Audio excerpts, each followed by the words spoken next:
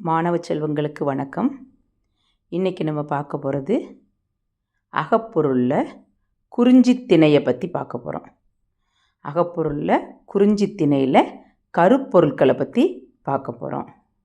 குறிஞ்சித்திணை அப்படின்னா என்ன அப்படின்னு பார்த்திங்கன்னா, மலையும் மலை சார்ந்த இடமும், அதை தான் நம்ம என்ன சொல்கிறோம், குறிஞ்சின்னு சொல்கிறோம். குறிஞ்சியில் உள்ள தெய்வம் என்னன்னு பார்த்தா முருகன். அதாவது குன்றிருக்கும் இடமெல்லாம் குமரன் இருக்கும் இடம்னு சொல்லுவாங்க. அப்போது மலைகளில் இருக்கக்கூடிய தெய்வம் யார்? முருகன் தான். அப்போது குறிஞ்சியில் உள்ள கடவுள் யார்? முருகன். குறிஞ்சி நில மக்கள் குறவன், குறத்தியர், இன்னொன்று சொல்லலாம் வெற்பன் சொல்லலாம். அப்போ குறிஞ்சி நில மக்கள் குறவன், குறத்தியர், வெற்பன். குறிஞ்சி நில மக்களின் உணவு என்னென்னா மலைநெல், திணை. இதுதான் குறிஞ்சி நில மக்களோட உணவு. இதெல்லாம் மலைநெல், திணை. குறிஞ்சி நில விலங்கு புலி, கரடி, சிங்கம். கரடி எங்கே வாழும்? குகையில் தான் வாழும். அப்போ குகை எங்கே இருக்குது? மலையில் தான் இருக்குது.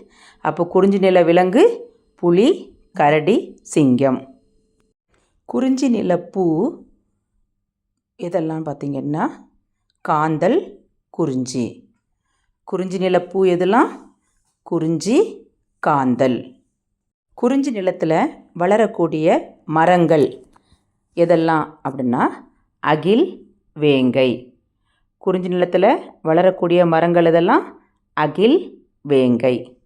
குறிஞ்சி நில பறவை கிளி, மயில். குறிஞ்சி நில பறவை எது? கிளி, மயில்.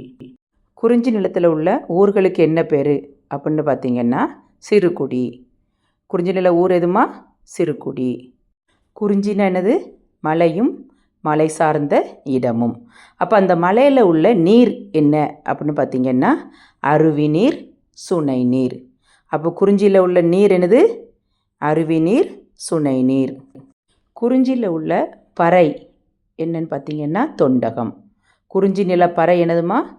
தொண்டகம். குறிஞ்சி நிலத்தில் இசைக்கப்படும் யாழ் எதுனா குறிஞ்சி யாழ். குறிஞ்சி நிலத்தில் இசைக்கப்படும் யாழ் எது? குறிஞ்சி யாழ்.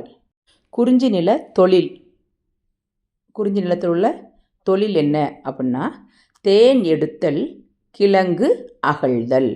தேன் எடுத்தல், கிழங்கு அகழ்தல். நன்றி.